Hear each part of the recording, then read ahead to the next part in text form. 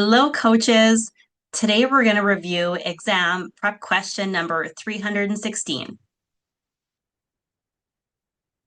You notice the client seems unusually quiet and withdrawn during your video coaching session. They answer questions briefly and without emotion. What's the most appropriate coaching move? A. Ask if they're distracted or feeling unwell. B. Continue the session to maintain structure. C. Say, I'm noticing a different energy today. What's going on for you? D. Suggest ending the session early if they're not feeling engaged. Or E. Revisit their coaching goals to re-energize the session. So when we look at the competencies that are involved, we're looking for active listening and presence, the coach noticing relevant behaviors or lack thereof, and the coach uses mindful attention and awareness to notice, with curiosity and non-judgment, what's happening with the client. The coach wants to be open-minded, be curious without assumption, listen for what's being said and what's not being said, noticing nonverbal communication, and attending and addressing to that nonverbal communication. So client emotions and energy are also part of our coaching competencies. So when we look back at the response options, option A, asking if they're distracted or feeling unwell. While this one could show concern, it jumps to conclusions about why the client is quiet, distraction, or illness, and it narrows the client's options to respond, and it might even feel clinical or intrusive. Option B, continue with the coaching session to maintain structure. So this response ignores the shift in client energy, potentially missing an important cue. So while structure is important, presence does matter even more, and bypassing those emotional cues might even erode trust or leave the client feeling unseen. So coaching, it's a co-creative process, which means the coach also does need to adapt when something seems off.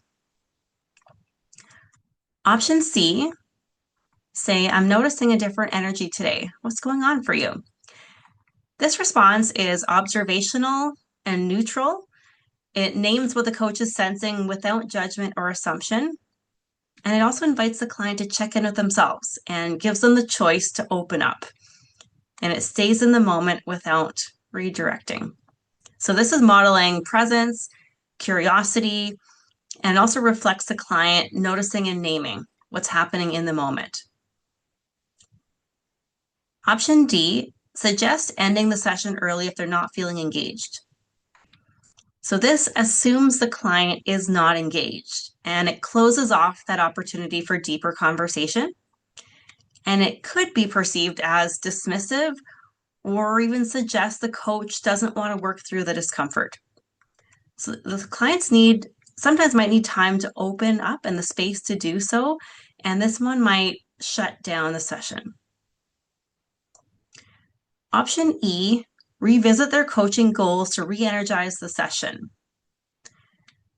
While this might be potentially helpful, it's mistimed in the response. So it skips over the client's current emotional state and moves prematurely into task orientation. It might also seem that the coach is dismissing what the client had shared or showed them. So it could be useful later, but not as a first response to the client's withdrawn behavior. So that leaves us with C as the most helpful response.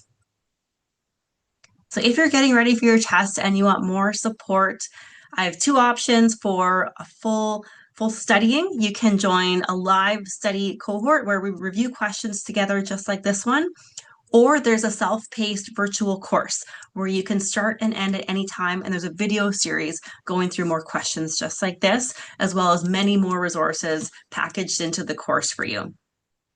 If you want to dive right into applied practice, I have 4 options for timed practice tests, and I also have virtual flashcards. I'm going to pop the links below to the website with the resources and study groups, or if you also want, I'll share my YouTube channel link if you want to get early access to more questions just like this one.